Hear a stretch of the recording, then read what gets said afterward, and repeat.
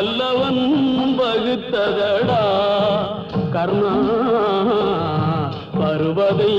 எதிர்கொள்ளடா உள்ளத்தில் நல்ல உள்ளம் உறங்காதென்பது வல்லவன் வகுத்ததடா கர்ணா வருவதை எதிர்கொள்ளடா